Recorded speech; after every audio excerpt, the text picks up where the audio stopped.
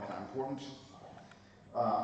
I'm the pastor of Peace Haven Baptist Church that's been meeting in Cambourne for, well, I'd say over 20 years. So I'm very familiar with the area. I'm also one of the lead editors for the Cambourne Crier. I was approached last time to do Hustings because I'm supposed to be neutral, which is fine because I believe that most political people are, well, so as far as the parties go, equally worthless. So, it's all good. But that's just the parties. We are talking about much lower down the totem poles to individual local level things, and even though sometimes the party itself may not be everyone's cup of tea, you can perhaps find a few decent individuals who might be able to represent the area quite well, even if they are not of the same political leanings as you are. Because when we come down to the local area, we all suffer the same things. Having to get our tires realigned because of massive potholes as you go down the road. Problems with crime, problems with vandalism, problems with this, that, and the other. And so that's really what this is. It's a local kind of thing. So we're not dealing with, certainly not dealing with international events, because a local councillor has zero capability of changing international policy, for stuff. And we're not dealing with a huge amount of national things because, unless I'm mistaken, a local councillor has, probably less political influence than that guy that shows cat videos on YouTube. But we can do with things that are doing with Cambourne itself, and that's really what we want to know about. And so the first question, which will be a matter of introduction for the candidates, is very simple. Who are you, and why are you running? So go ahead, start. You got your microphone there. Do you want us to stand up or sit down? You can stand up, you can sit down, you can join the Congress. I'll let you know if you are. Okay, the top of your head is out. Well, we're good. Yes. Good evening. Am I on? Is that on? Can you hear me at the back? Yes. Good evening, everyone. My name is Guy Larkland. I'm standing as an independent candidate in this week's county council election. I live in Caxton and have done for most of my life, on and off, with occasional spells abroad and elsewhere in the UK. I'm married to Claire, and we have 3 grown-up children, the youngest of whom you might have seen on the TV recently. In my spare time, I like running, driving, keeping bees, and I also keep the grass cut on Caxton Memorial. I had no intention of standing for election to local government until I started regularly attending county and district meetings last year. Since then, I've come to realise that political parties of all colours are damaging local democracy. Nearly every council vote is along party lines, groupthink replaces originality, and many party candidates are selected to suit the party machine rather than any desire or ability to serve the electorate. This is not in the interest of Cambridgeshire's businesses and ratepayers. I honestly believe that local elections should not involve political parties at all. Candidates should stand on their own merits and form independent of Westminster parties, and then form strategic alliances on different issues in different ways among themselves based on the issue at hand and the needs of their own electorate that they're supposed to be representing. That's why I'm standing, and I encourage anyone with similar views to at least consider voting for an independent candidate on Thursday. Thank you.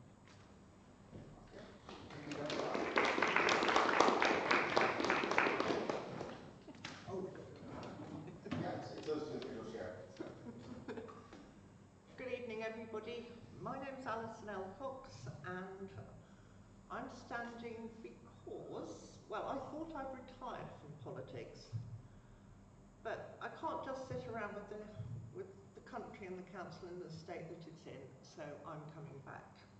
Now, a bit to begin with about me. I was brought up in Staffordshire. I studied languages at Oxford Brookes University. I then worked in London for 12 years before having 4 children. We moved to Arrington 28 years ago, and where I was a Sunday school teacher, a parochial church secretary. I set up the Arrington and Croydon Mother and Toddler Group, and later became a Rainbow Guide leader.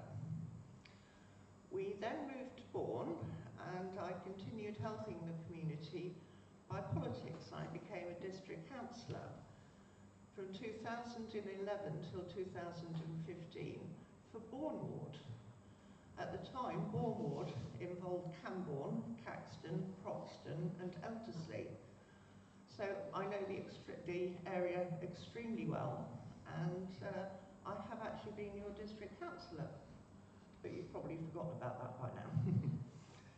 Anyway, I had a great relationship with Cambourne Parish Council, but my children at the time were 14, 15, 16, that sort of age, and I always found it difficult to actually get there by Tuesday, which is when the meetings are. So we came to some agreement that I'd get all my children sorted out, doing whatever they needed to do, all back to the house, and Cambourne Parish Council at the time, or Town Council as it is now, used to go to the pub in Monkfield afterwards. So I'd go and join them in the Monkfield. There was probably about 7 or 8 of us, which were mostly the parish council, the committee. And we would go through everything that had happened during the meeting. They'd ask me what had been happening in the district council over the few weeks, and then we'd actually work out what I was going to do. And that worked brilliantly, apart from, going along to a parish council meeting, sitting there, making a report, saying, are there any questions, and then going home. This, by far, was the best idea. And because of this, for the first time ever, when I left, they minuted that it was actually very sad to see me go. I'm not aware of any other councillor before or since being held in such high esteem. What else was I going to say? Yeah, we moved back to Arrington for a few years while I was still a councillor, and I stopped being a councillor here because I was moving to Arrington. And I don't believe that you should actually be a councillor in an area that you don't actually live in. So I went to Arrington and tried getting into the Gamlingay ward, which is a little difficult at the time because it was very Liberal Democrat. But that's what I did, and then in 2020 we sold our old farmhouse and I've moved to Cambourne, and I've been here ever since. So for the last 28 years I've been in the area. That'll do for me for now. Okay. Are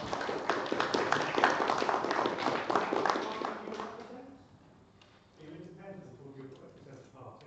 Oh, I'm sorry, Reform. Reform. I used to be Conservative. I was a Conservative. Oops, thank you. I used to be Conservative, but when Liz Truss was ousted, I realised they'd actually lost the plot.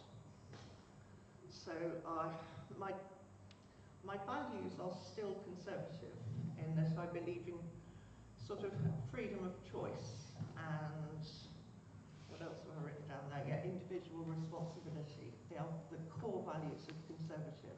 They're also the core values of Reform. So basically, Reform is now a better area for me to be in, whereas I believe the Conservatives have just gone a little bit too far left. Okay? Sorry.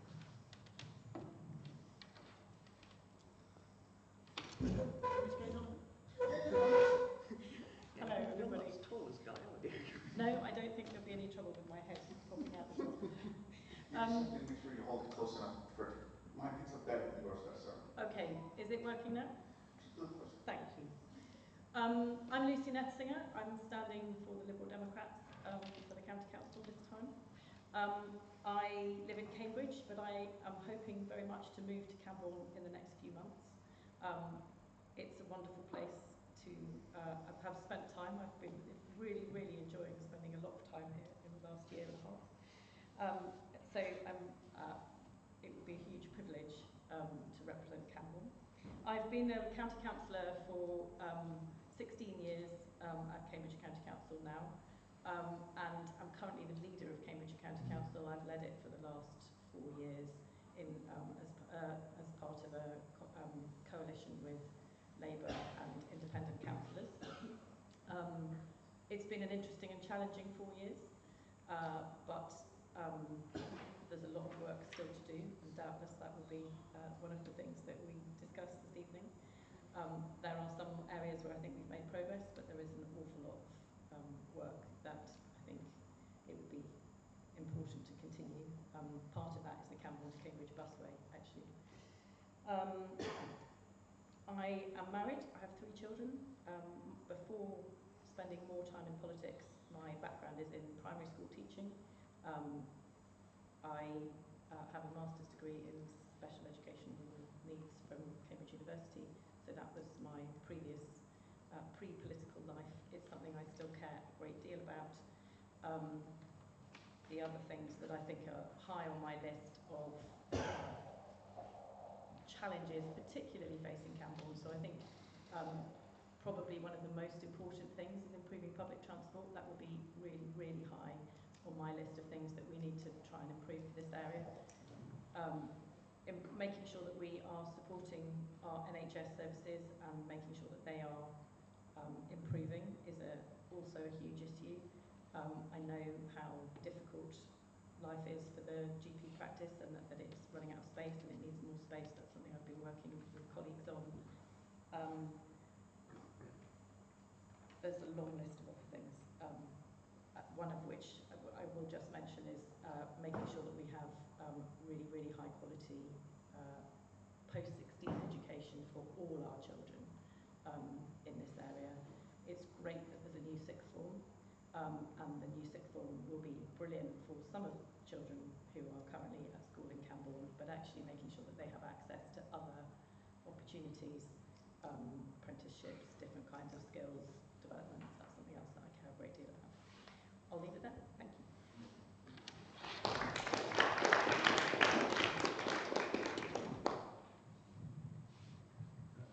Can you hear me? Yeah. My name is Hugh Clough. I'm here today on behalf of the Green Party and our candidate in Cambourne, Marcus Bithgate-Lee. He decided he can't attend tonight, so I turned up to speak on his behalf. So Marcus has lived in Cambourne since 2012 and has been a member of the Green Party since 2009. He's married, he's got 2 boys, 7 and 9, and he's a long-time Cambourne resident, and he works in Cambridge as a university grants administrator, and gets up every morning and leaves on the X3 to get in. Takes about a quarter to get into town. So myself, why am I here? Well, I'm a Green Party city councillor in the Newnham ward of Cambridge, and I have been, I've only been doing that for about a year, so I'm a relatively recent joining of the political world. So I do understand some of the words that Guy has been talking about. As the Green Party, we're obviously very concerned about the whole growth agenda, which is impacting on this whole area, and I really don't support a lot of what is going on. I say me, but also I think probably our community of Greens in Cambridge. The Greens are not well represented out here. We've got a lot of and we don't actually have any county councils at the moment, so we're very much hoping to get some county councils this time, because we need to to understand how the democratic process works and how to impact on it. You need to be able to represent both at district council level and other level. So in terms of my concern about the whole growth agenda, which people talk about, my question is, well, what about Runcorn, and what about the other people, the places in the north? So we're not a we're not a whipped party. We operate very much as along sort of lines where we collectively come to decisions and move forward. But each Green councillor is not obligated to follow a particular line. And I'm particularly interested in the way we go forward post the county council and when we go to the unitary authorities and what's going to happen about that. I'm not, unlike Lucy, who I've spent many years working with, I don't have a great enthusiasm for the busway, so I'd be delighted if that comes up for debate today. So I think I'll leave it at that. Thank you very much indeed. Thank you. Okay.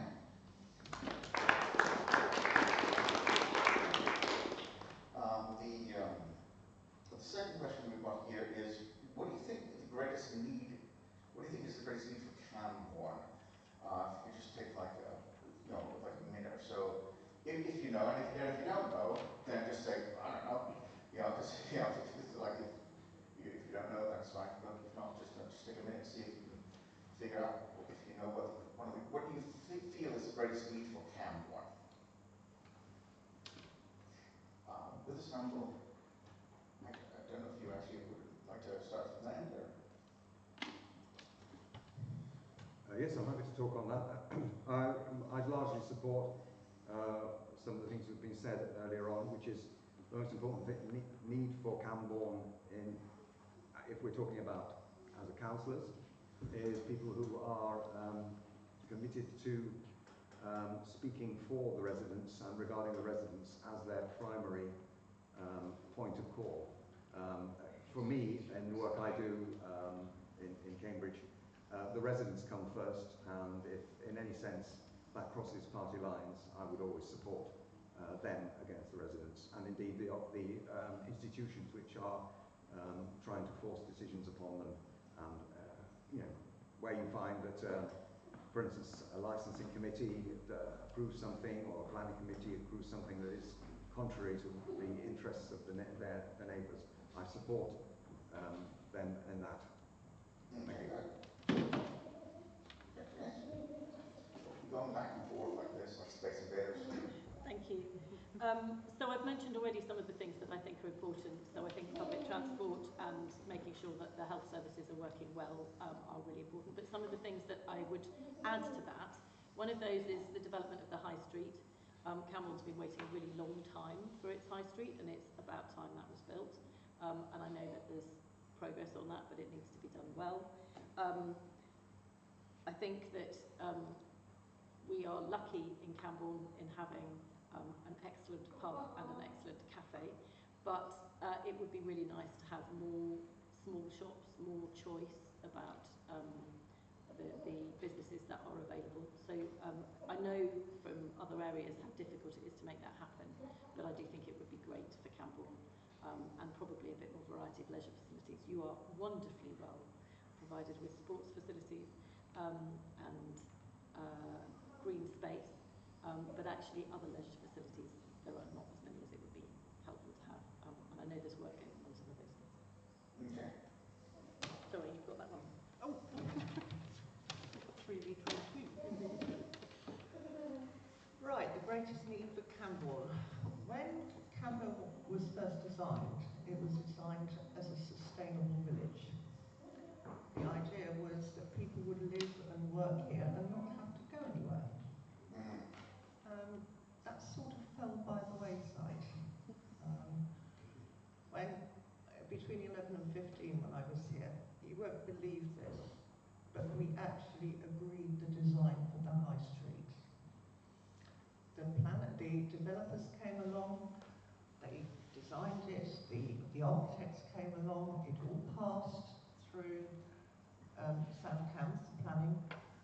But the problem was that the developers won't build anything until they actually have somebody, they have tenants.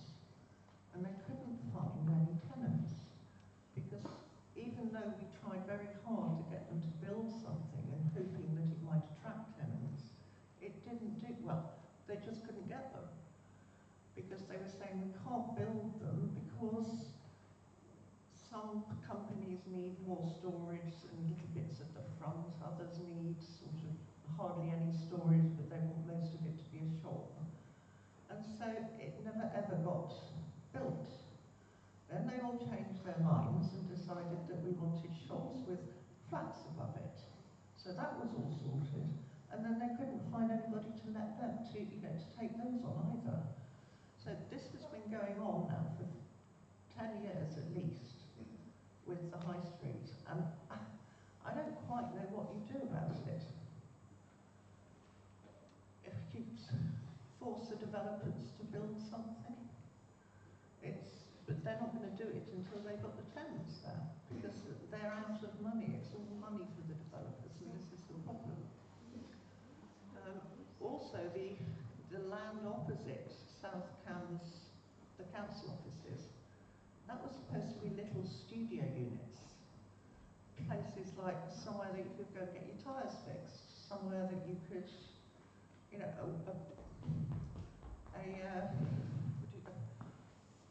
a hardware store or something like that, where people actually have to go so far to get this sort of stuff. It was all supposed to be there.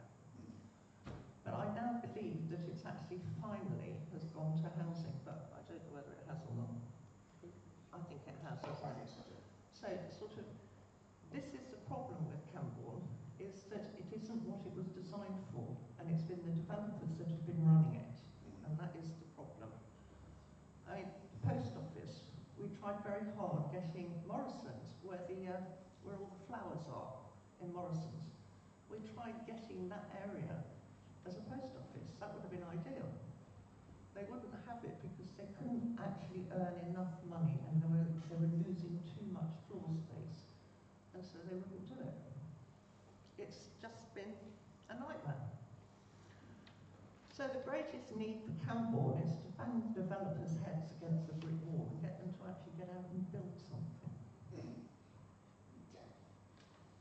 Yeah, thanks. I think the greatest need for all of these issues that we're hearing about is transparency. There's too many deals done behind closed doors, too many conversations happening between Morrison's or the developers or whatever it is in the various levels of council that no one knows about. No one knows what's been agreed with Morrison's. People suspect that Morrison's have a deal to protect their position in the town. I'm actually a retailer in real life, and I can tell you that the last thing small business needs is government help. They just need government to get out of the way. It will happen. If there's a business case for it, it will happen. So if the business case is lacking, then we need some transparency about what is needed to incentivize those businesses to establish here, and where's the Section 106 money gone that was supposed to be here, the post office, all the rest of it. Transparency is the key. We need to get the local population, bear in mind we're not just talking about Cambourne, the residents of Cambourne here. This district also includes Bourne, Little Granston and Longstow. But we need to increase the level of transparency. And look, the way things work at the moment is the local councils are very, very happy for you and me not to be involved. They like things happening behind closed doors. They like their little deals. They like keeping things quiet. Councillor Netzinger is very good at not answering questions in her position as leader of the council, and extremely competent about hiding what's actually going on. Part of my plan is to have sessions free of charge at Cambourne Village College to encourage school children and adults to become more involved in local politics, not less.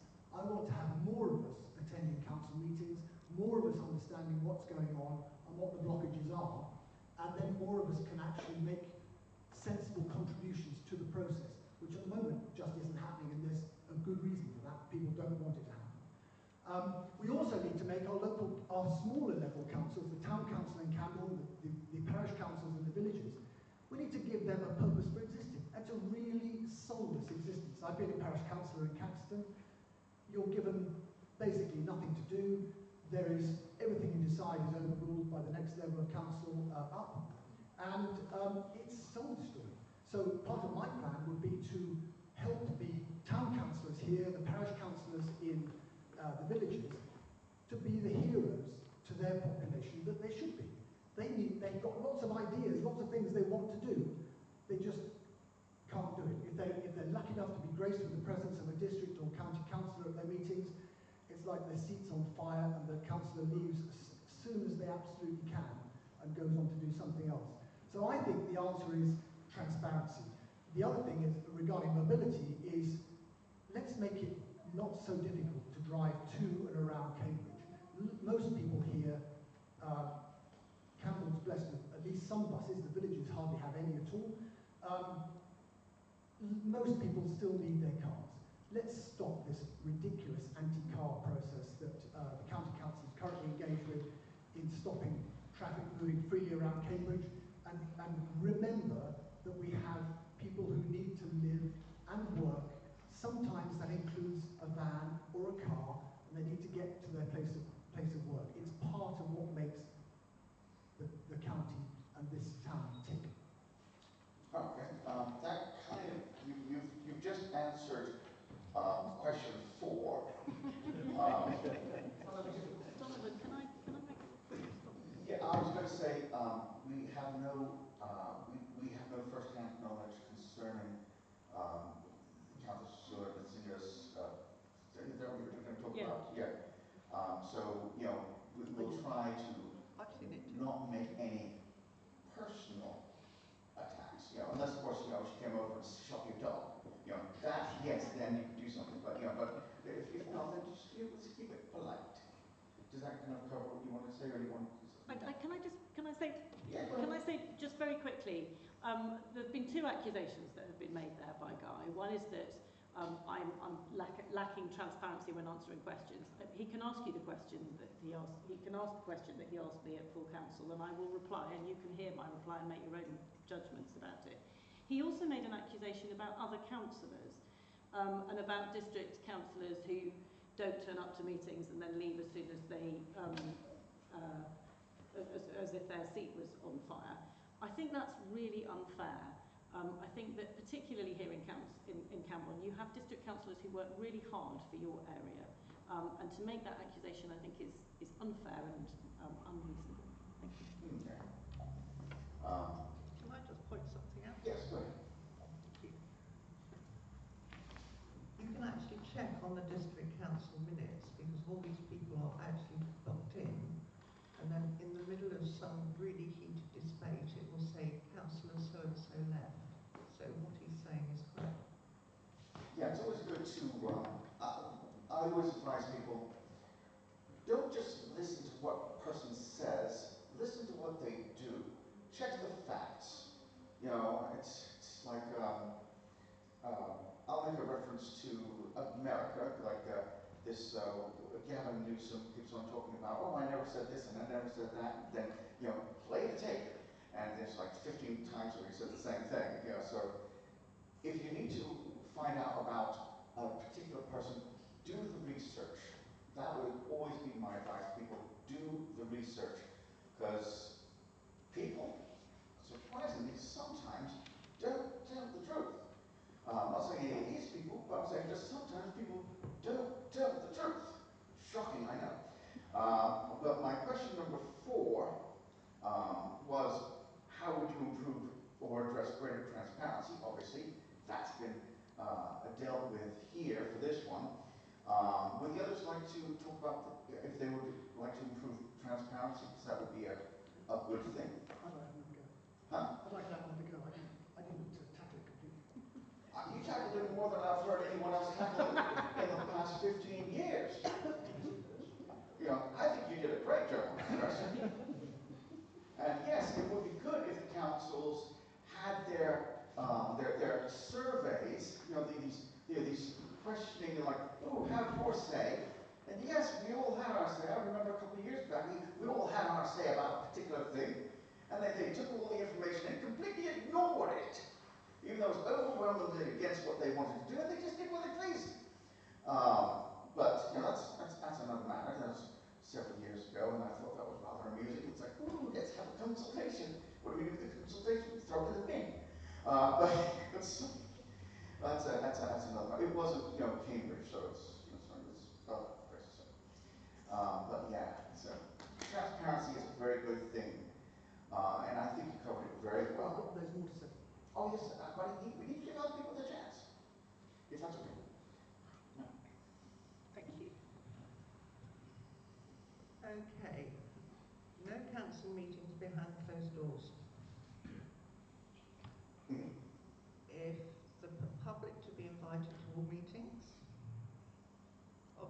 they get thrown out if they cause a riot and things like that, and they can actually give questions to begin with. This is actually how the district council was run under the Conservatives. Whenever there were meetings or proper meetings, the public were generally invited and they could sort of listen and ask questions at the end of the meeting as well and enter into some of the debate. But this changed when the Liberal Democrats got in, unfortunately. So that's how we go for greater transparency at meetings. Where else is there? Yes, that's I suppose that's, and I suppose we would therefore let our membership through, say, monthly newsletters, what's going on. It'll be electronic, of course, because we don't actually have the staff to do this. But a thing for members or supporters, just send out once a month. This is what Reform have actually been doing in the council this month. This is what we've tried to do. This is provided some of us actually do get in, but you never know. And to keep people updated, because you obviously send this information to the parish councils so that it can be part of their meeting as well. okay. But I think just not behind closed doors any longer.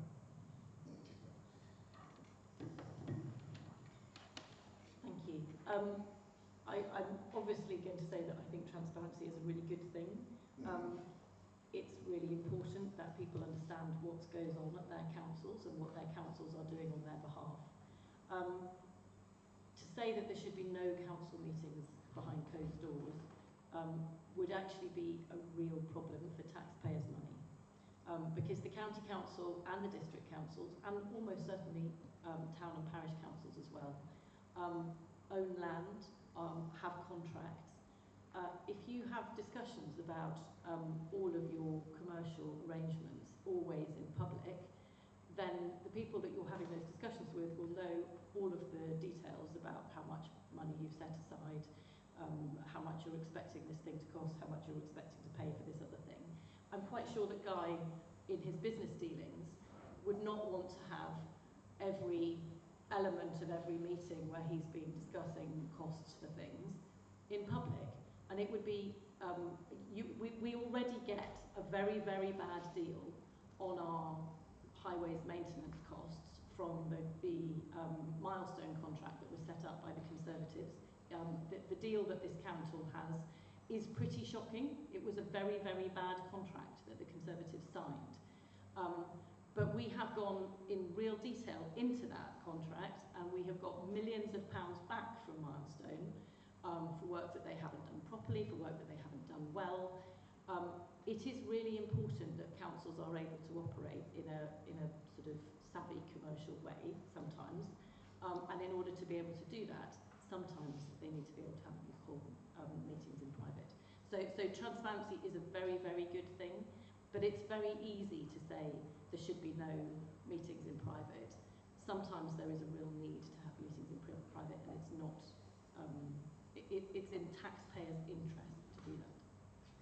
So can I just say, it's our money you're spending. Yes, absolutely. It's the taxpayers' money that pay for you. Yep. They pay for all of this. So I want to know where my money is going, how it's being spent. And if you're holding meetings behind closed doors, I don't have transparency. All I know is that you spent X million pounds on something, and I don't know how you spent it, how you budgeted it for, who that money's going to, and that's something I need to know. Because I don't trust you to spend that money wisely. Because when you've got South Cambridge Council doing 4 days a week and claiming that they're doing a 5-day-a-week job, no, that's a joke. That's actually another question that's going to be Do you want me to answer that? So I absolutely take your point. It is really, really important that people who are in positions of power at councils are aware that all of the time the money they are spending is taxpayers' money, and it needs to be spent really well. But in order to do that, sometimes it needs to be, in order to have a commercial discussion, you need to not have it in public because it's very difficult to get a good deal if all of your information is in public. There are a number of cases where councils have had to be involved in litigation if the people that they were involved in litigation with knew how much money they were expected to get from that litigation, but then that would not be in the interest of the council, and it would not be in the interest of the public. Yeah, there often are redacted minutes, and nearly always the stuff comes out subsequently. I mean, you can see the outcomes. So for example, about 3 years ago, the council completed a big litigation against Bam Nuttall, who did a very, very bad job at building a huge piece of infrastructure. We got £80 million back from that. If all of that negotiation had been held in public, we would not have got £80 million. So there are occasions when those negotiations need to be done in private. So that's just one example. Yeah, and it should be noted, of course, if a private individual, such as a business, wants to do their something private, that's fine because it's their money. But if it's taxpayers' money, sometimes opening things up a little bit can actually get you a better deal because, like, oh, this bidding, they're bidding for this one thing, and they're bidding for £6 million. Well, company over here says, I could do it for £4. So it swings and roundabouts. But we'll go ahead and, what would your transparency policy be for the Green Party?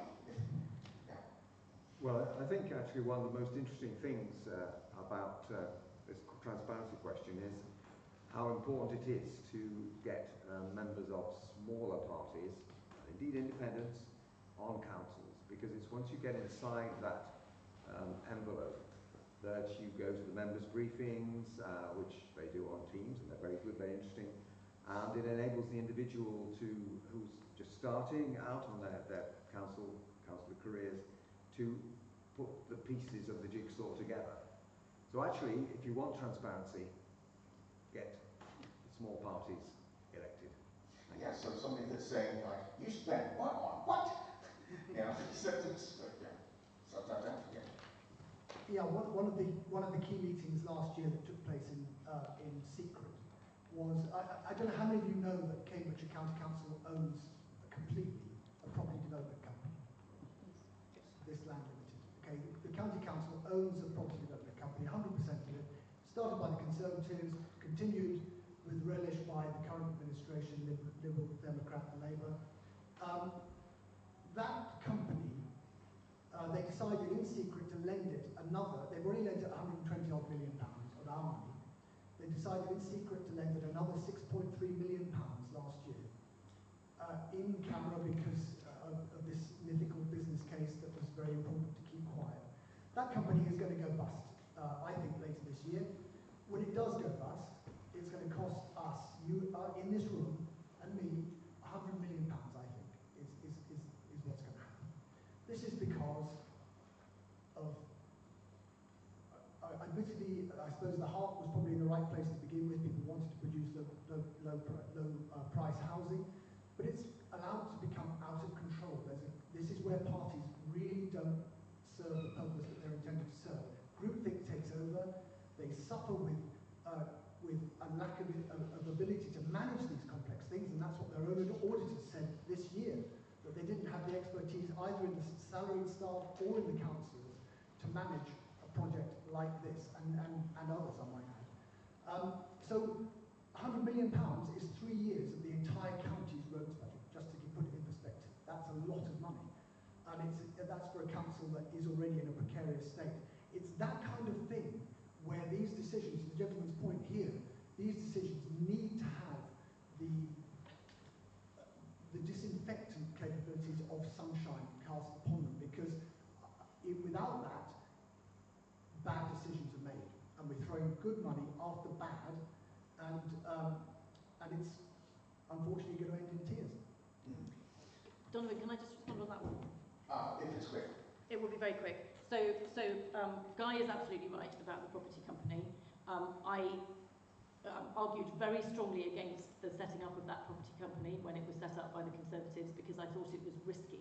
And the Conservatives were very keen to say that you can't lose money building houses in Cambridgeshire. Well, I'm sorry, that's not true. However, what Guy has said about the scale of losses is completely out of proportion. The company has been paying interest on its debts at quite high levels for many years, and it's building houses is not without risk. It is a risky business, but that company is building good houses. It needs to be allowed to continue to build them because that's the way that that taxpayers in Cambridgeshire are most likely to get their money back.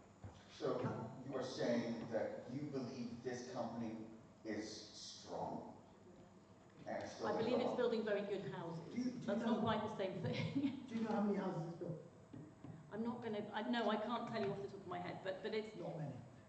The other thing is, but that's a really unfair point, Guy, because it's got two enormous sites where it's selling off the. More importantly, are you aware, as leader of the council today, are you aware that they are selling off land over which you have a charge just to pay the interest on the way it was set up? Was the county council borrow money from central government at 2% interest, lent it to this land, which they own all of, at 7% interest.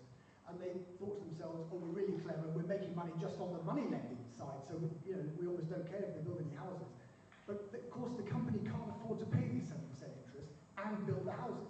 So they're selling land on which the county council has a claim, they have the mortgage, if you like, over this land, and they're selling the land just to pay the interest.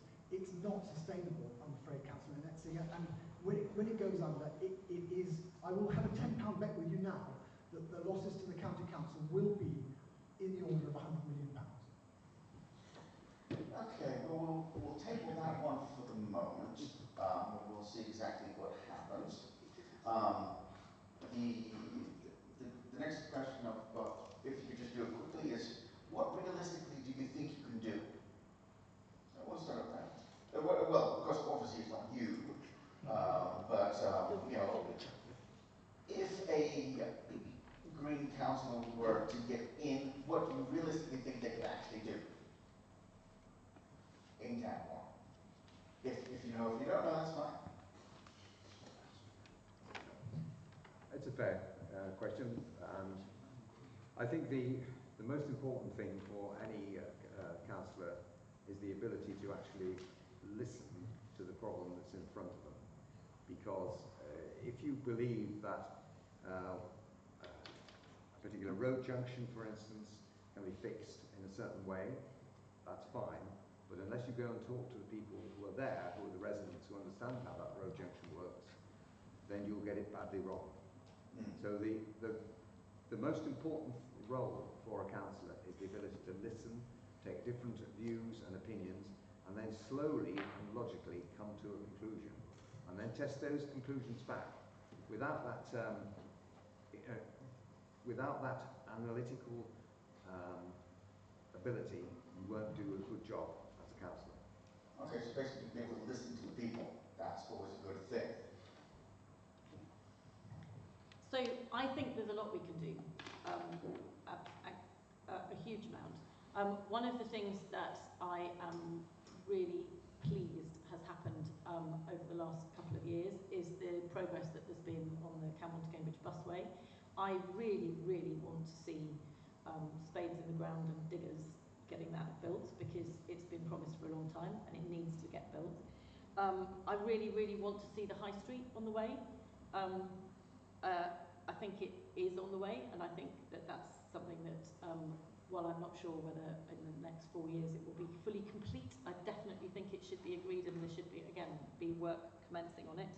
I want to see the expansion of the GP practice here, and I think that's something that we can potentially, I don't know, actually it depends what the Labour government do about their wretched changes to the health service, but I really think that that's something that we can make progress on quite quickly. I would love to see a post office in Cambourne, and I will work really hard to try and get that. I may not succeed because Alison says it's not possible, but I will do my damnedest to get that to happen. Try it.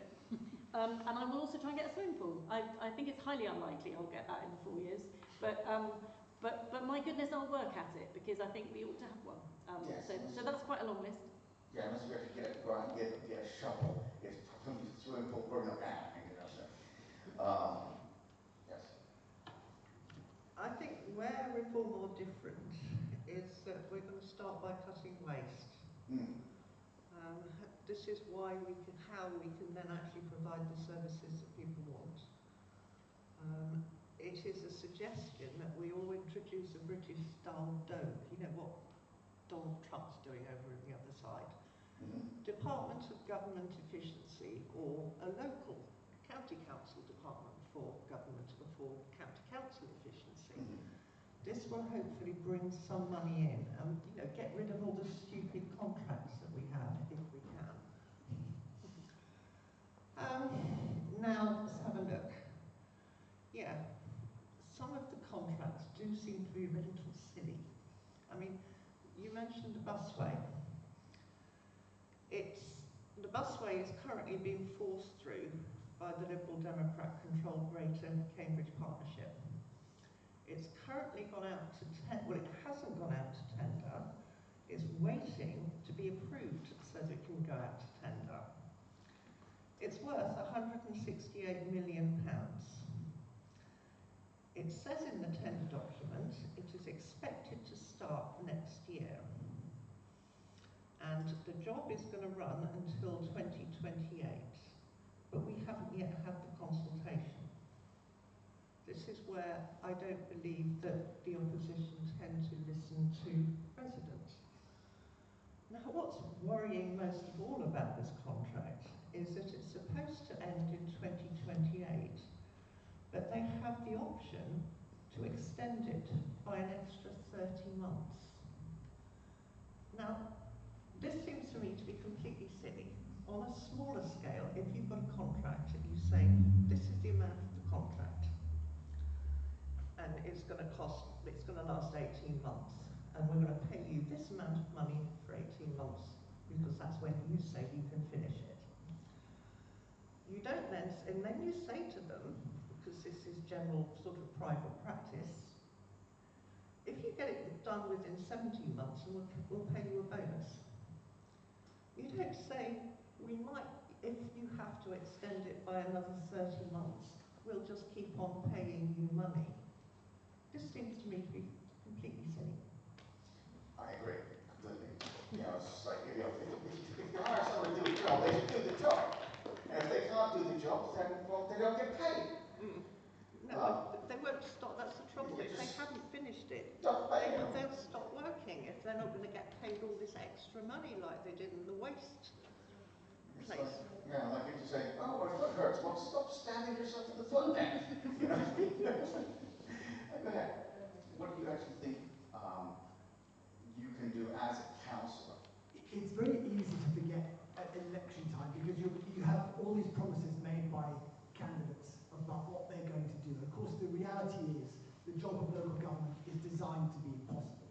They're given a list of things to do by central government, and then they're not given enough money to do all of it adequately. So that's the little game that goes on between all the different parties. It always happens. It's an impossible job. Unfortunately, as an independent, if I was lucky enough to win on Thursday, it's even more difficult because outside of that party structure, it's very difficult to have meaningful influence, and I'd have to work very hard to be included on various committees and so on, just the way things go, unfortunately. I'd like to say that one of the items that I would aim to make sure that is carried out is that we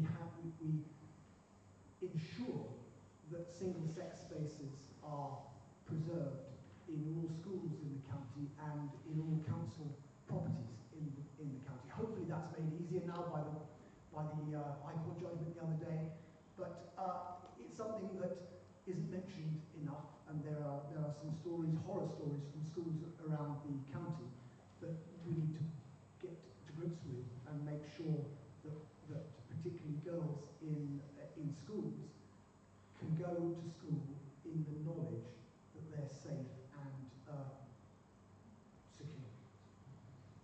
Understandable. Okay, now before I open up to the floor, I've got a couple of questions that came through via email. I did.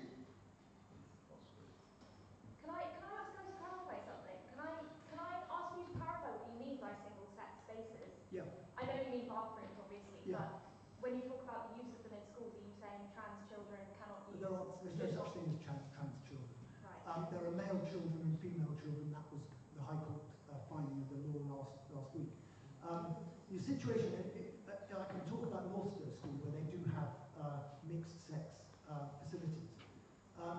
Some of the girls there, I've spoken to their parents, and the girls are in a situation where some of them aren't going to the loo during the day. And so they come in home bursting to go to the loo, and then to make it less embarrassing at school, they don't drink at school. It's not good. It really isn't doing them any favours. We need to make sure that we keep a handle on reality, and that male children and female children, which are the only types of children there are provided appropriate facilities.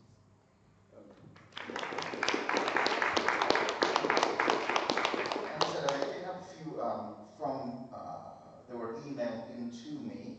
Half of them don't apply, because half of them were to Shabona. She was, there was a little miscommunication. She said, her agent said, oh, she thought it was 9 a.m. that was starting instead of 9 p.m. So she unfortunately is unable to be here this evening. So half of these questions won't actually count, but there's going to be a question about the 4-day work week. Actually, a couple of them. The question about the 4-day work week. Let's see, local crime, robberies, state of the roads. That's basically the two questions that have come. Two of them are pretty much the same. So, what is your position on the current council's implementation of the 4-day work week, being paid for 5 days but only working 4? That is the district council that's doing that at the moment. I'm totally against it. Obviously, it's nonsense. It needs to stop. I think where it is relevant, and the question that perhaps brings together a lot of these subjects, is that during the term of this next council, the unitary will come into effect. The councils, the district councils, and the town council, the city council, will be forced into some degree of harmonisation into probably 2 councils in the whole of Cambridgeshire.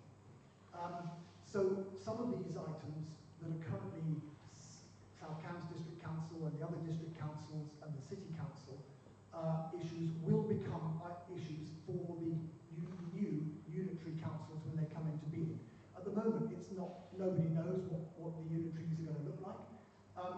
Something that I was involved, I used to live in Buckinghamshire from 2008 to 2017, and I was involved there as on the board of what was then the Local Enterprise Partnership in the very early days of the unitarisation of Buckinghamshire Council. So I've been through unitarisation before, and I'm in favour of it, as long as it's done in a way that suits more rural residents like we have in Cambourne and Bourne and Longstone, Little Granston, so that we're not overwhelmed by the city interests, which I think there's a real risk of that happening as time goes on. We're likely to be forced together into a single unitary with what's now Cambridge City Council, and that will produce a situation where the town, if you like, will override the needs of the more rural areas like we're lucky enough to live in here. So I don't know what else. That was the question. Well, that was the second question. The first question was just, what do you think about the 4-day work week? I'm totally against and yeah, so that's it's very simple. All right. Yes, I'm totally against it as well. And let's have a look. Yeah, they were told to stop it in November 2023 because they were failing to meet the government requirements on best value. The council, for some reason, requested the removal of the special measures, but these haven't actually ever been removed. The government basically said we are not, because South Cambs didn't actually listen to the government. I think the government decided they just couldn't be bothered to do anything about it. And so they just said that they weren't going to make a decision. So unfortunately, they are still supposedly in special measures, or whatever they call it, but it has never been removed, and the government are refusing to do anything about it. Now, in their press release basis, the council maintains that the 4-day week has had a positive impact on staff well-being and productivity. Now staff, of whom I know quite a few of them, tell me nobody dares say anything about it, as they're frightened of being hit by trumped-up charges of bullying or racial abuse, so they just keep their heads down. And a recent report on Council's waste collection service said they lost 585 days to sickness absence between September and December 2024. That's equivalent to 50 sickness absences per week. Yet, the council say it's had a positive impact on staff well-being and productivity. Now, the 4-day week is also putting extra strain on staff, with almost 1 in 3 reporting being more stressed in the council's 2024 wellbeing survey. So 1 in 3 are more stressed than they were before it started. Let's have a look. 70% of the short-term absences in the waste collection service are musculoskeletal. This is basically the bin men are expected to work for, instead of working 5 days, they're trying to do everything in 4 days, and it's putting their bodies under too much stress. And the 4-day week, because of the way it's going at the moment, is going to cause burnout in the long run. And the one thing that we cannot do is allow the Liberal Democrats to carry on this experiment to county. It just can't happen.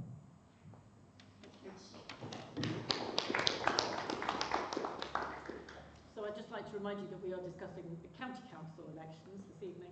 I'm going to start by saying... You asked about the 4-day week. Absolutely. I'm going to start by saying that my understanding is that the planning services and the bin collection services that are run under the 4-day week system at South Cambridgeshire District Council are significantly better than those run by the Conservatives at East Cambridgeshire District Council on a Friday. However, we are talking this evening about the County Council.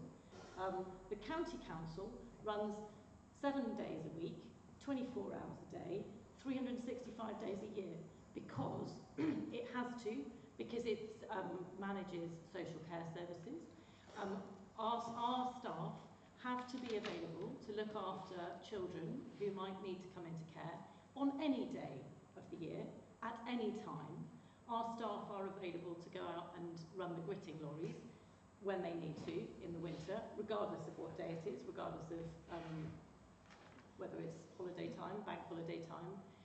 So there will be no question about the County Council not running 24/7. It has to. It absolutely has to.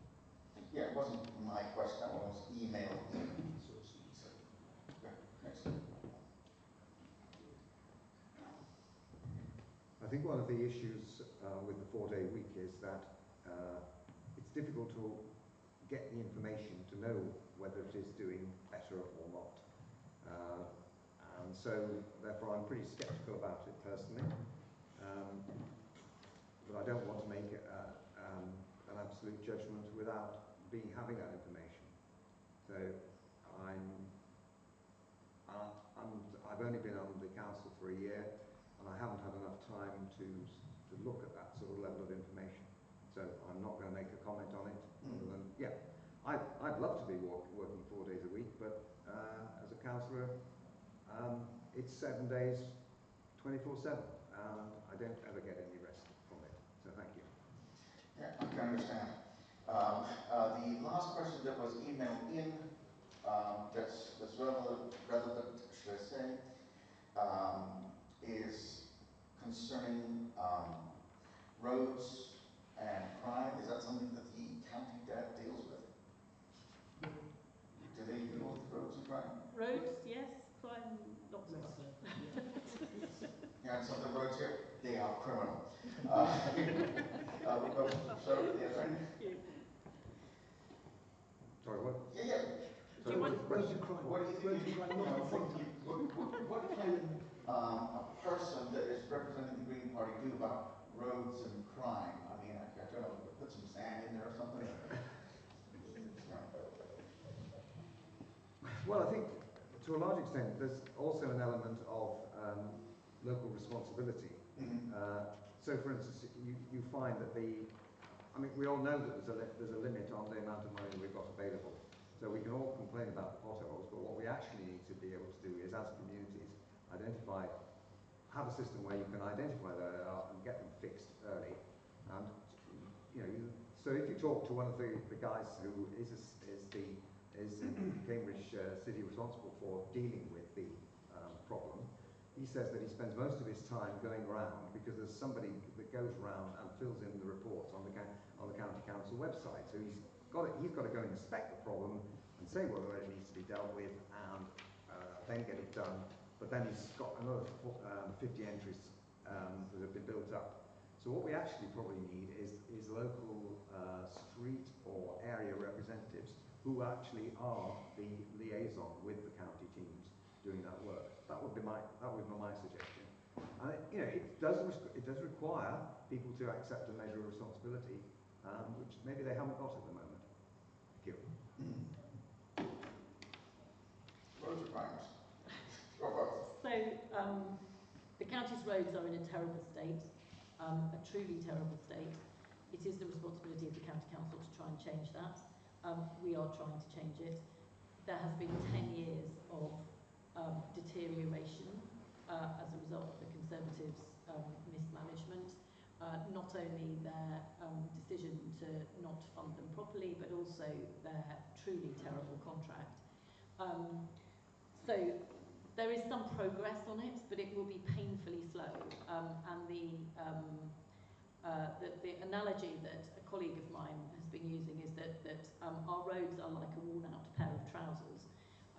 You can keep filling the potholes, but because they are worn out, actually the fabric is worn out and they are failing at an increasing rate because the fabric is worn out. And we have additional problems in Cambridgeshire because, as many of you will know, quite a large area of our county is based on peat, and many of the roads in that area are particularly susceptible to the impact of climate change because we have lots and lots of rain and then we have droughts and the surface expands and shrinks and it leads to subsidence in the roads, and that is astonishingly expensive, and we don't get any extra money from government in order to deal with that, which means that all of our roads are kind of stretched by the fact that some of that money that should be being spent in South Cambridgeshire is more of it's being spent in Fenland than I would like really far more. On crime, my understanding is that here in Cambourne you have a really, really good community safety partnership, and I think that's a fantastic benefit for your area, and if elected I would be really looking forward to being able to play a key part in supporting that because it's a brilliant way to try and tackle crime in the area. I also think that more youth clubs and things to make sure that young people have constructive stuff to do is also really important. Thank you. Okay. I do love it that the Liberal Democrats blame the Conservatives when you've been in there for 4 years. You were actually elected 4 years ago, or yes, elected 4 years ago because every single one of the leaflets I saw was we're going to fix the potholes. Well, we made a start. Yeah. And then I was quite interested to find on the South Cambridgeshire District Council minutes when I was looking for something else. 3rd of the 10th, 2024, there was discussion around when spending was allocated to maintain roads by Cambridgeshire County Council, and it was clarified that this spending decreased between 2021 and 2023, and that's minuted at the District Council. Is that Just South, when you took off. is that for South County? County Council, yeah, South County minutes. So they must have discussed it. But that's South Cambridgeshire District Council, not the county.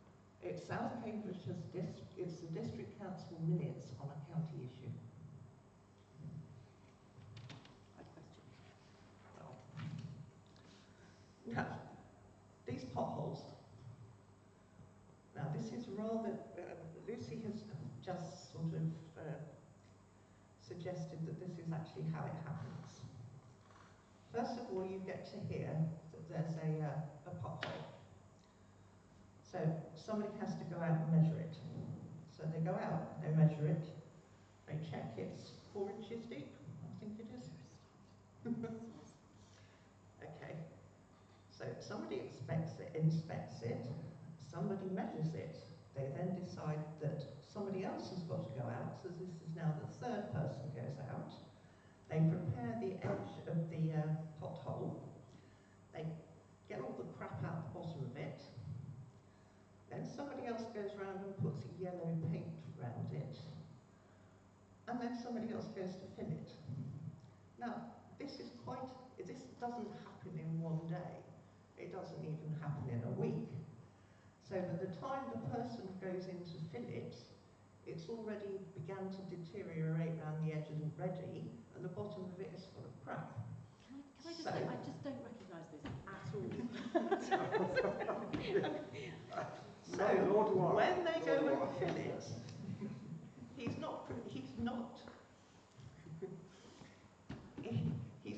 not his job to clear it out again, so he just fills it. Yeah, And I have got a lot of pictures on my phone of where it was actually 4 inches deep, they filled it, but then it was 2 inches deep, so they didn't do that bit, so they then did the next bit. I've been told this is exactly how it happens by somebody who does it, but you may be different. I absolutely don't. Oh, yeah, we're getting... Oh, sorry. Did you have some... Yeah, yeah, so on roads, hopefully all the candidates have seen my car with my name on it going around Cambourne. Hopefully some of you have in the room as well. Obviously it's not entirely frivolous. The intention is to say that I'm a major fan of using roads for all kinds of vehicles, and walking and running. And it's pretty parlous, the state that they're in. I think, to my earlier point, I think probably, and to Councillor Netzinger's point, it is a massive job that needs doing. I think, back to the transparency question earlier on, I think we could do something regarding categorising and making it public, the official condition of stretches of road, so that residents can see where they fit in the pecking order in the county, so that they know that their little bit of road is at least on a list somewhere to get some kind of attention when funds allow. At the moment, the system isn't very good. I reported a broken road sign 8 months ago, still there, still flat on its back on the side of the road.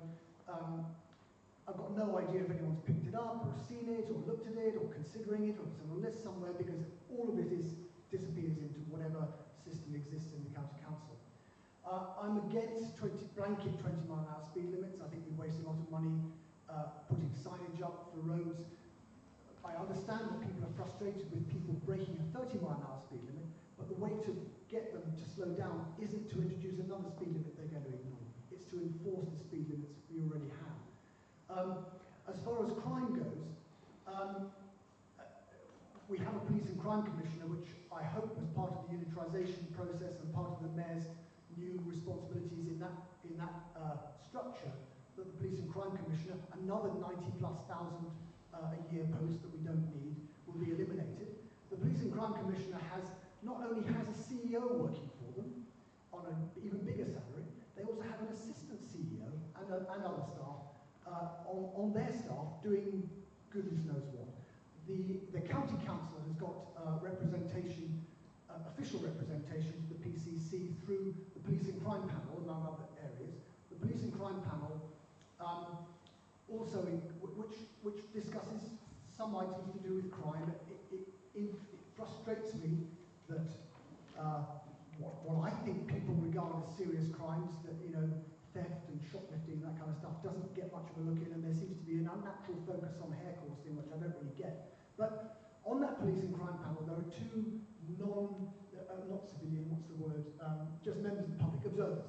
They're public observers. And back to the transparency issue, those posts are supposed to be filled in a public process. I believe the current two vacancies are being filled now in a secret process that we won't have access to until it's done. It all smacks of anti-democracy.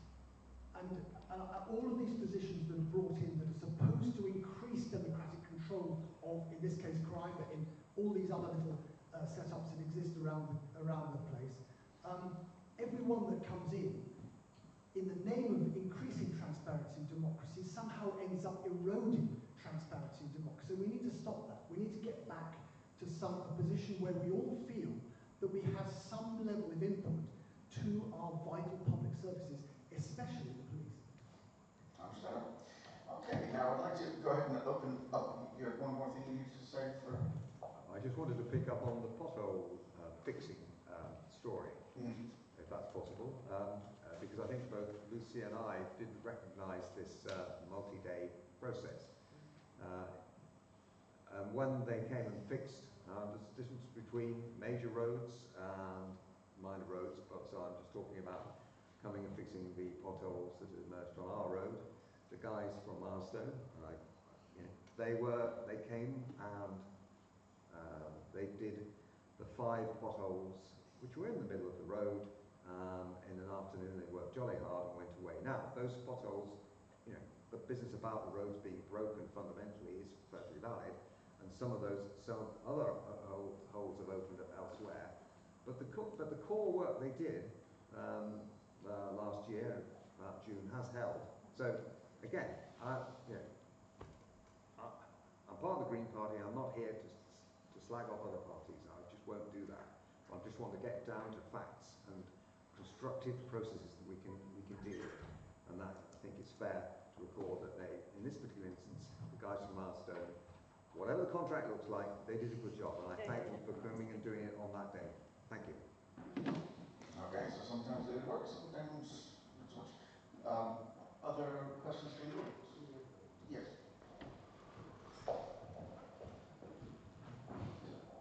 Okay, thanks. My name's George. Can I just say thank you for coming tonight and having agents who know how to tell the time. It seems to me that being a councillor, whether on a county or the district or the parish, is an incredibly challenging task. You need a wide range of skill sets and resilience to deal with it, because the complexity of the problems that you're going to have to face, if and when you win, is enormous. And some of you I know have got experience of this already, but it might be a child protection issue, it might be that there's a kid who needs a statement of special educational needs, it might be an old person who cannot access social care. It might just be that there's some misogynistic foe who's making life very difficult for people who just want to grow a few peaks on the local allotments and is being just a bully. It might be that somebody's car has just gone down a massive hole and their wheel has come off. So with this massive range of problems that you're going to face, how do you personally, or the candidate you represent, find the inner resilience and the skill set to be able to deal with that whole range of stuff that isn't really comparable in many other walks of life? Cheers. So let's see, we ended here. So, yeah, that's a great question. You're absolutely right. It's a challenging expectation. I think whoever wins, all councillors have an extremely capable and expert staff to rely on. So the function of the councillor is to make sure that communication happens in both directions. So people, complainant or member of the public, knows that their issue is being taken on board, being passed to the relevant experts, and then the circle is closed by having some kind of report about action or a decision on no action that comes back. I think, speaking personally, I think part of being able to succeed at that kind of role is being interested in people. If you're interested in what people have to say, and you don't automatically put them in a category as soon as they open their mouths, you don't make a judgment about them at all. You treat everybody, no matter how inappropriately they might communicate the issue at hand, they've got to be taken seriously. And I think that's another one of the failings of the current council, is that some of the complainants, and I appreciate that some people don't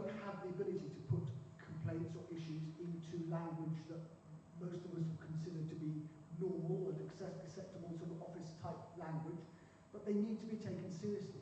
They're not there to be ignored. And I'm afraid in the current council, some people with legitimate concerns and questions who may struggle to put things in a way that would go down well in a sort of highfalutin office, don't have their complaints taken seriously. So I think it's necessary to see through that unfortunate veneer, whatever veneer they have on them, and see through to the real issue they're trying to raise. Maybe straighten out the language they're trying to use to describe it, and then help them get the result that they need from the council. And I think being interested in people is key.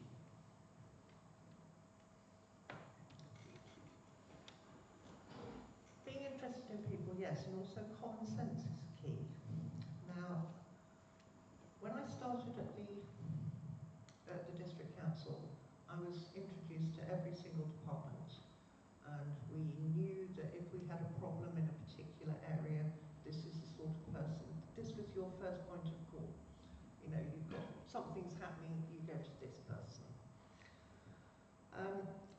Also, accept my shortcomings. I'm not an expert on everything, but I'm not stupid either. And I'd go to people for advice. I'd go to people who have been doing this before, saying, okay, this has happened, what do I do about it? And eventually you're going to get everybody, and I'm going to have a build up. I mean, Lucy's obviously got them now, but the contacts within the county council as to who you actually go to if there's a problem, and also knowing who to actually go to, who will actually do something as well. So that's how I would deal with it if I was presented with a load of things that I didn't understand, is you take advice and you learn. Firstly, thank you very much for the question. It's really good to know that some of the work we do is appreciated, so thank you. It is tough, it's hard work, and it's complicated, and there are many, many different needs of different individuals and different groups in society that you have to balance when sitting on the council. But I think councils really matter. I think they make a big difference to people's lives. And I care a great deal about this area and the quality of life of the people that live in it. And I think having good councillors can significantly improve the quality of life of people living in a place like this. I think at the county council we always have to be mindful that we provide services to some of the most vulnerable people in society. We provide services to children with special educational needs, to children who are looked after. We provide services for people with learning disabilities, for old people who are not able to look after themselves. The quality of those services really, really matters. And that's what makes me want to do this job every day. Thank you. Well, I think it's a very good question, and it's a really important issue. When I first got elected as a councillor, I had, I did all the campaigning stuff, and that was, very interesting. And then I got an inbox, and into that inbox, people would start writing and asking questions, which I didn't know how to understand. I didn't know how to deal with. And so it's a bit like sort of, you go through these various stages of bereavement. Well, I went through shock, didn't know what to do with it. But over time, I've realised, as has been previously said by people, now you get to know who will help you, and as long as you keep going and keep your spirits up, you will get through it, and you'll be able to deal far better. So I now know the name, back to the pothole thing, of the guy who will go out and fix the potholes in this area of Cambridge. I know he will respond to certain requests at a certain speed. So yes, it's that knowledge that you build up that enables you to do that. And if you don't respect what a resident is saying to you, then you shouldn't be in the job. And and over the time, I've also emerged from that sense of sort of, oh my God, I can't cope, to really believing that it's worthwhile to do, and I'm very, very much keen, so sure that that's the way I should want to go forward and help the residents while I'm doing this. Now, in the middle of this, there is actually there's one problem that we're facing, which when we come towards the unitaries, because there is only so much bandwidth these councils have got, and when the unitaries come along, it is quite likely that the number of councils will get reduced or chopped in half. So I don't know how anybody's going to cope then if that happens. So that's just something to think about. Thank you very much. Okay, any other questions? Hello, my name is Fiona. I have two questions, one to Lucy and then one to Guy. Lucy, you say it's difficult to deliver the potential swimming pool.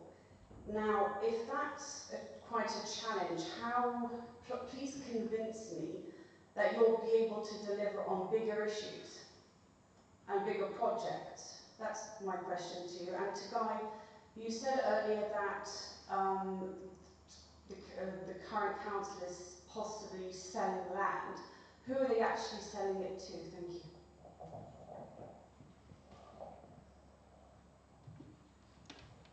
On the swimming pool, I think it will be difficult to deliver, not because it would be impossible to get it built, but because running swimming pools is not an easy thing to make them run without it being an ongoing revenue cost, and that's very difficult. In terms of other projects, it depends what the other projects are. There are a number of big projects that I am absolutely determined to see deliver if I possibly can. But getting big projects delivered is always something that requires a team of people, and I think I'm quite good at working in teams. Yeah, thanks for the question. It's not actually the council that's selling land that I was talking about, it's the council's subsidiary, this land, which is a limited company. And I don't know the answer to who's buying it. I presume it's other developers. It's not published anywhere that is readily accessible. Okay, I think.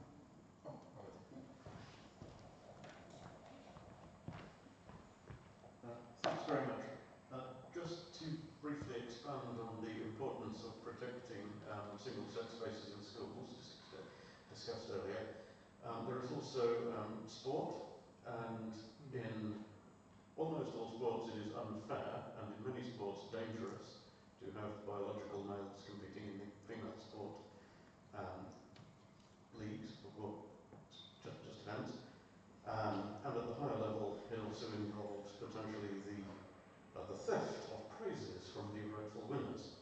And I would just like to ask, can be a yes or no to each candidate, to whatever extent this issue affects the county, would you resolutely protect single-sex sports and competition? Thank you. Direct answer.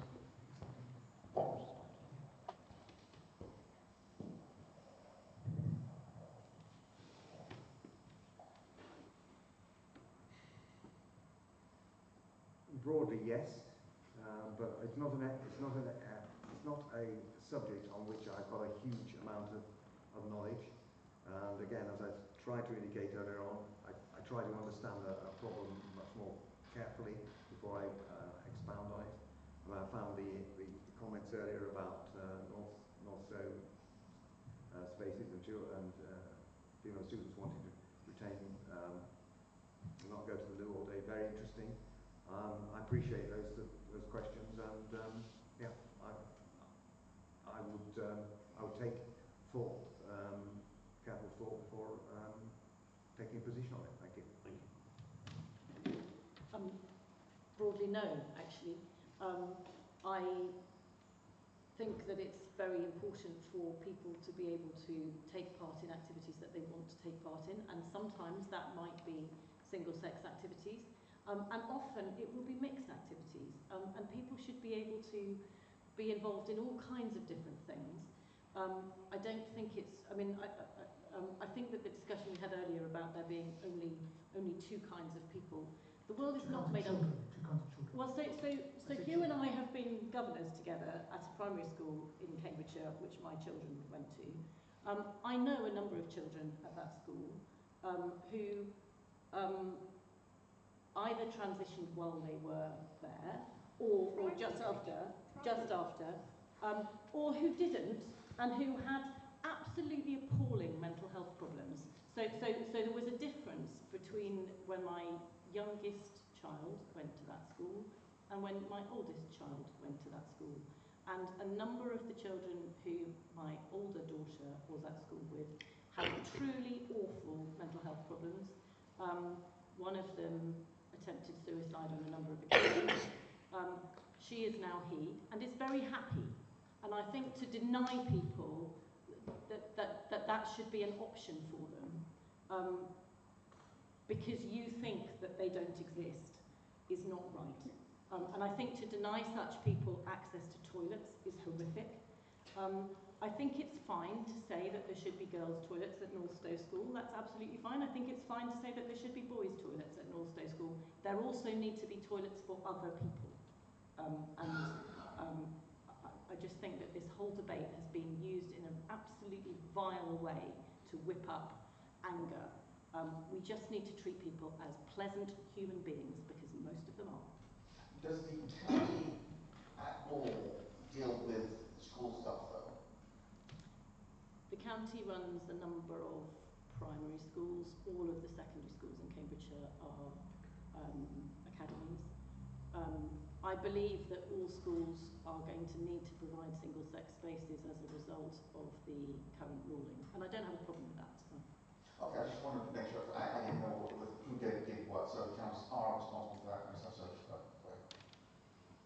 I think that the question was on sport, wasn't it? Specifically sport. Yeah.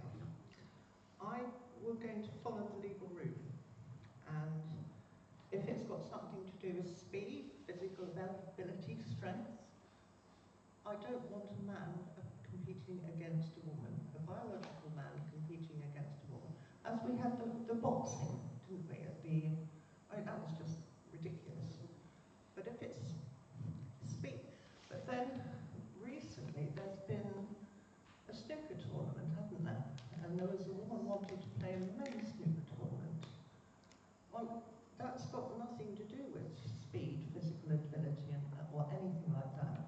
So in those sort of circumstances, it could be a unisex one, because it's not important, speed, physical ability, or strength. But, yeah, absolutely no way, generally.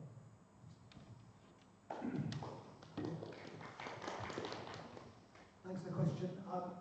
My daughter's just set a world record, a female sporting world record, so I'm very keen not to erase female sporting achievements from the record books. I'm totally in favour of everybody having an ability and an opportunity to compete, but just not to erase female achievement. And I'm amazed how many women seem to be keen to write themselves out in the history books. But my view is that we should have a female class in everything, in every sport, and an open class, where some people can compete if they want to. They're good enough, they can compete in the open class. Anybody can compete. But female records and achievements should be protected.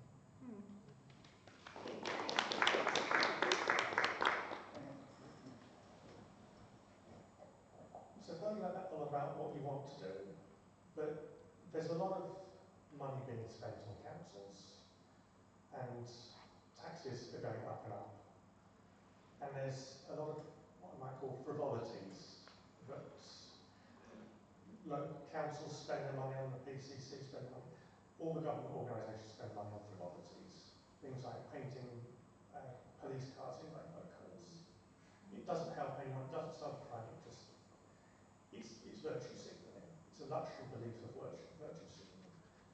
So, is there anything you see in council that you'd class either as a frivolity or, if not a frivolity, something that you could save money on and not fund any further? So where could you save money? So, the answer here, there are hundreds of areas. You go to all these public buildings, you know, the district council office here, you go to the county council office up the road. They're all like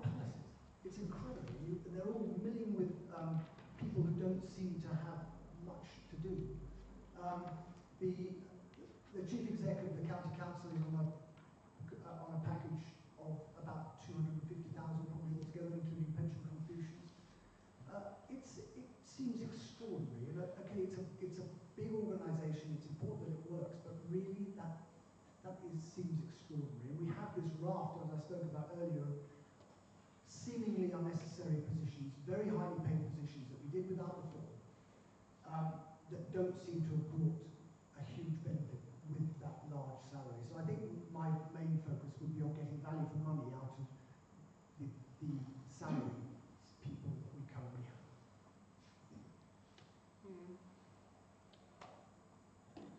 Yeah. Well, as I said earlier, we'd start with the British style Doge. We'd get rid of all the wastage. I did come across one silly comment. Apparently the city of Doncaster spent 20 million on bicycle lanes, which a year later resulted in no increase in cycling. So that, to them, was a waste of space. And I don't know whether that would be the same here in Cambridgeshire. There are an awful lot of people cycle anyway. I know I whiz up and down the A10 an awful lot. I never see anybody on the cycle lane.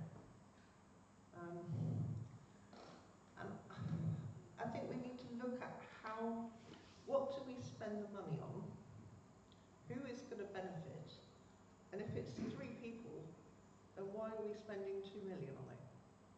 That sort of thing.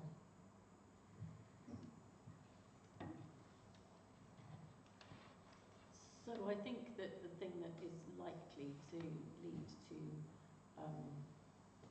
a reduction in the end in costs in Cambridgeshire is the new local government reorganisation. And Cambridgeshire does have an absurd number of levels and different structures for local government. It is ridiculous and it does need to be reduced. And while I think that the process of moving to unitary councils is not going to be easy or painless, it is the right thing to do. I think probably there will end up being 2 of them rather than 3 of them across Cambridgeshire and Peterborough, and I think that that's sensible.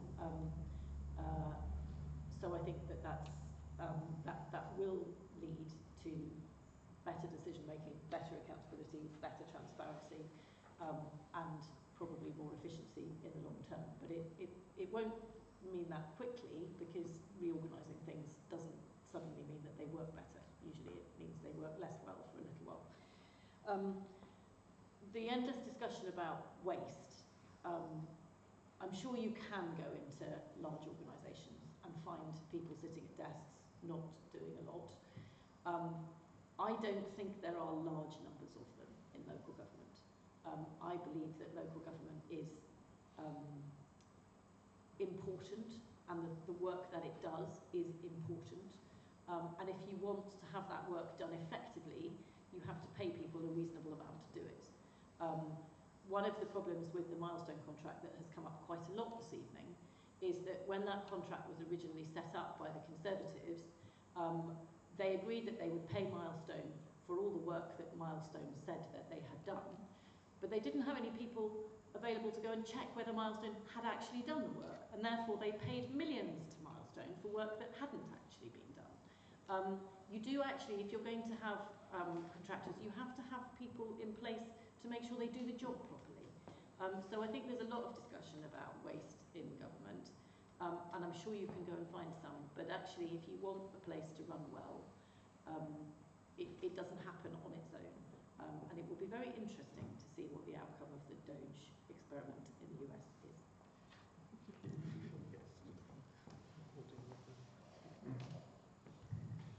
I largely agree with Lucy that you actually have to have people in place to do jobs to make it work. Where I wouldn't agree with Lucy is on the good old busway, whereas I think that's going to be a fraught project, and we heard about the other problems they had with the busway and Ballinasloe and recovering money from it. So I'm not a busway fan, so I would leave it to that. Thank you. And also, can I just add that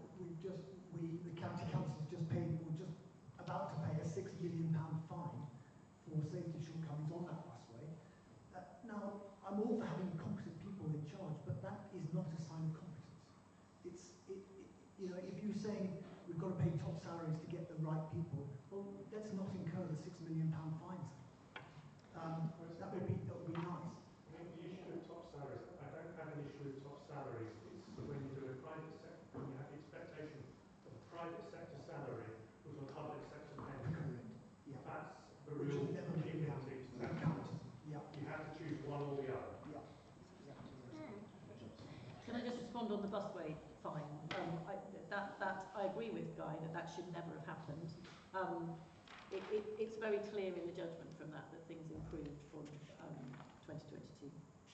Is that actually making money? The busway? Yeah. No. Oh. So it doesn't make any money and it costs extra money that the taxpayer would have to pay for. Okay, cool. It's a piece of infrastructure that allows a very, very large number of people in Cambridgeshire to travel without you having to use their cars. And if the number of people who travel on the busway all had to drive, our roads would be in an infinitely worse state than they are now. Okay, I've never used the thing. I just didn't know if it was actually working or not. Bonus question, because I don't take the bus much. Yes, sir. Thank you. With current levels of, can you hear me? Yeah. Current levels of immigration, do you see Cambourne being a suburb of Cambridge, a suburb of Oxford, or a suburb of London?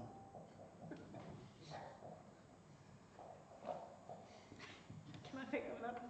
Well, I think Go on. you go there, so. You get to speak.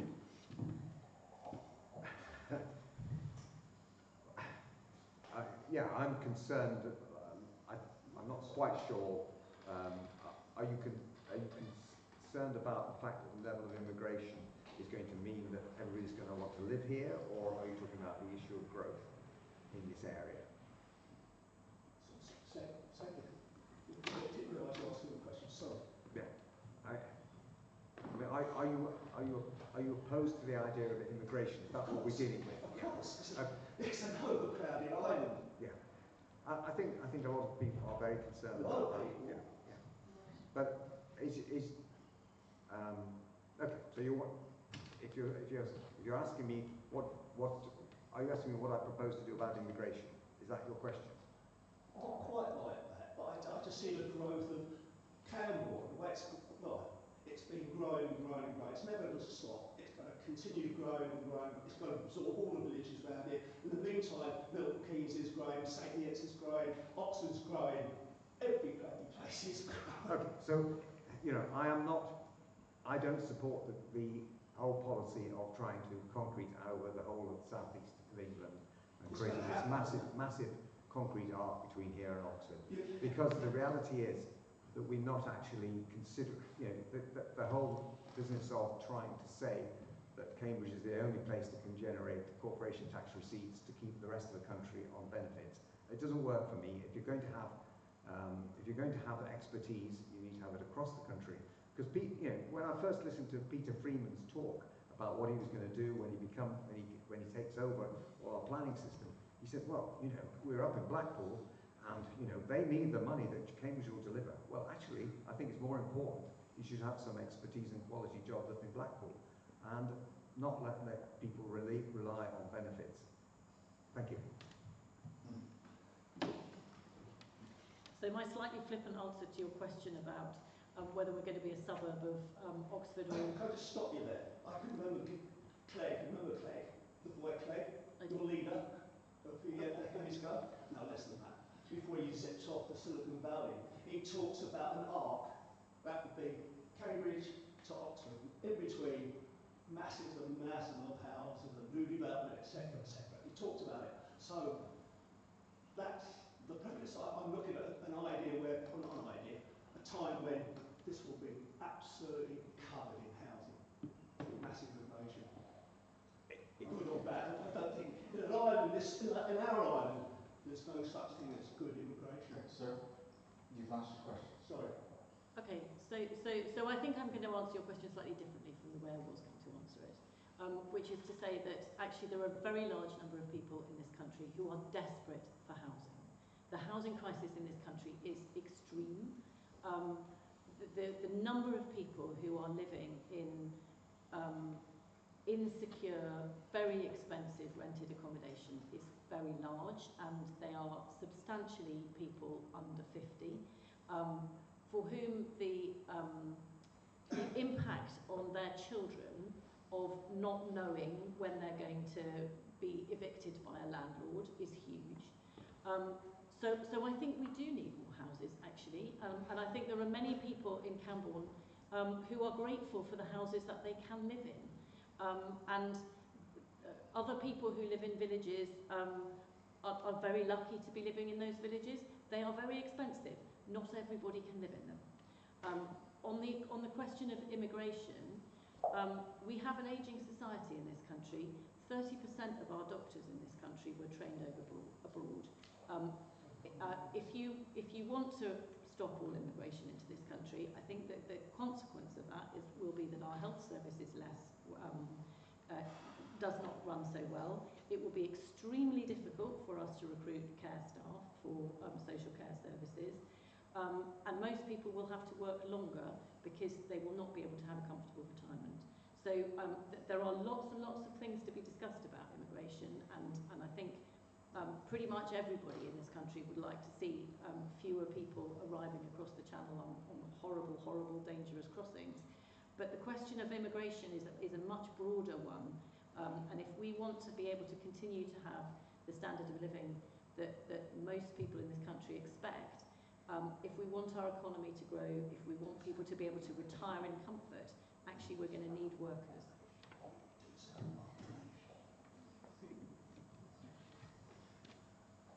Well, I'm going to answer the original question. Yes. Cambridge to Oxford, Oxford to London, what's it going to be? Well, from Cambridge to Oxford, I think, is what it's going to be, because of the East-West Rail. That's the idea of East-West Rail, isn't it? They're saying that we need about 90,000 houses to make East-West Rail in this area to make it viable. I don't quite know how we're going to, how the water's going to work with it. It's just not going to work. But the idea, I think, is to connect Cambridge with Oxford. That's the idea of East-West Rail. Yeah, I was involved in the Oxford to Cambridge Arc in the early days, and the original plan was to have 1 million houses along that route. Yeah. And of course, it's the usual story where central government comes up with a plan and the money to do it, theoretically, and local government objects to it on every level, of every political colour. They object. All the councils along the route of it objected in one way or another to the arc, and it never really came to fruition in quite the way it was originally planned. And that's really just one example of where the system is just so fundamentally broken. I'd love to see a situation where local councils could be given the authority to decide how many new people they want to live here with the agreement of the people that already live here, and then they feed in their totals to central government, and central government sets the limit by adding them up together. Why can't we have a system like that instead of having this top-down system where central government of every political colour lets loads of people in, they then give the problem to council, and then say no, and other local councils to say house them, and it's impossible. And it just is broken. Now just to keep people here a little later, my father was left school with no qualifications and went to join the Navy. When he was invalided out in his 20s, somebody took him and sat him down and said, what do you want to do with the rest of your life? And decision was made that he should become a dentist. He was trained at no charge to be a dentist. He spent his entire rest of his working life as an NHS dentist. Now, today, somebody in his position, that just wouldn't happen. He would be invalided out the Navy and he'd be on the scrap heap for the rest of his life. That is one area where we've lost the plot. We've forgotten that we have this incredible pool of talent that may not become apparent when they're at school or through A-levels or whatever, but it's still there. It can be trained to do something for the benefit of the country, and we've forgotten about that, and we've forgotten about investing in our own workforce, people of all creeds and colours that already live here, that we need to make sure that we get the best bang for that buck that we already have, the population that's already here. We need to be making sure that we don't need to import doctors and nurses and dentists and all the rest of it. We can train them up. And we've forgotten how to do that. We just say, oh, he left school, she left school at 16, no qualifications. Tough. Okay. Well, because it's past 11 now, my back is starting to spasm. I think that should be it for this evening. Now, I would encourage you When is the voting happening? Is it Thursday. Thursday? Tomorrow. Day after tomorrow? Really, tomorrow. Yeah, almost, you know, it's just like, yeah, so, but, you know, I'm sorry we have to stop the meeting because we need to actually go vote now. But it's, I think it's been very eye-opening this evening, and I think that most of us could actually agree that more power to local governments would be a good thing. More direct accountability would also be a good thing, and that's the reason why I actually volunteered to host these hustings, just so you can see if the candidate would actually answer a question. Because so often we see these politicians on television, they're asked a question, they talk about something completely and utterly different. And you know, this way you can say, okay, at least this person can recognize a question and answer a question, and that will be a good thing.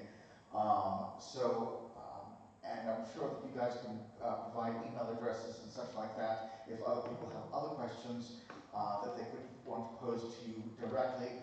But it's getting kind of late and my back's really hurting. So, and I don't get paid enough for this because I don't get paid. Okay, and thank you. And you know, do you all want to give a, you know? Thank you, Don. Yeah. Thank you. Yeah. Oh, okay, so that's fine.